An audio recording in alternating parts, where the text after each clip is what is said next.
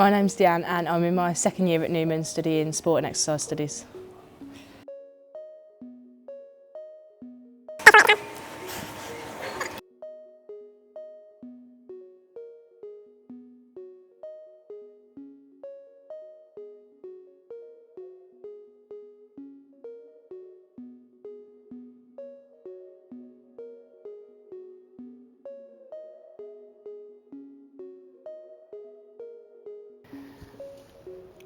There was a number of challenges when going on the trip to the Gambia, some of them even being before we left, so I'm a really fussy eater and it was really concerning about what the food was going to be like and whether I'd like it, whether I'd have things to eat, and so that was a challenge in itself, just like planning the trip to go.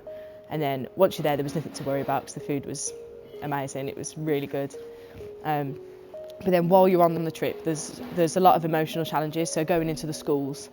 The first school we went in, it was just so eye-opening to see how different it is, and honestly I was pushed to tears when we went. It was just insane how different it is, and it was really hard. Each day we knew we were going into a school, it was just, you had to really brace yourself for the experience that you were about to go into, and it was really emotional.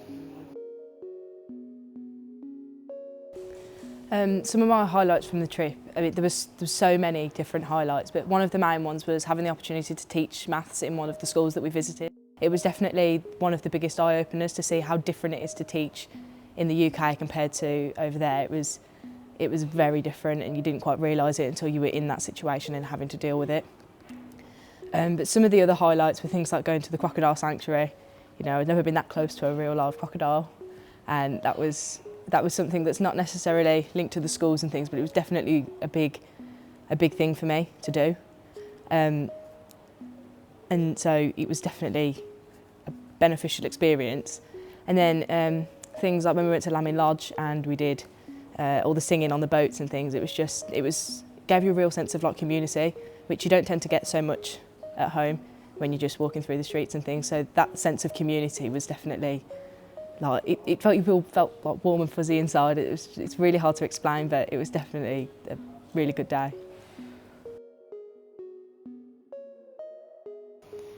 One thing that I learned whilst being in Gambia was that some of the things that we see to be essential while we're at home aren't really as essential as we think they are. I think it's perceived to be essential, things like electricity and hot water.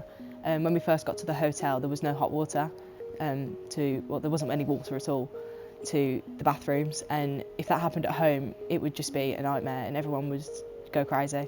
But there it was just normal and you just got on with it. And then the electricity was the same every so often through the day. The electricity might cut out and it wouldn't be long before they got it back on, but it was just normal. By the end of the trip it was just, oh, the electricity's gone out again. It wasn't a big thing. But when we first got there and there wasn't any water, everyone was like, oh my gosh, what are we going to do? And then it just became normal through the week, and it makes you realise that those things don't happen at home. So it makes you think that when it does, that it's the end of the world, but really it's quite a normal thing to deal with. It's not as big of a deal as you think it is.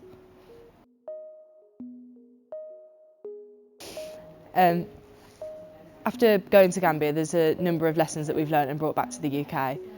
One of them being that when you're teaching in schools and things, it's perceived that you need loads of resources. And when I had the chance to teach in the school in Gambia, it just proved to me that you don't need all the resources that you believe that you need when you're teaching in the UK.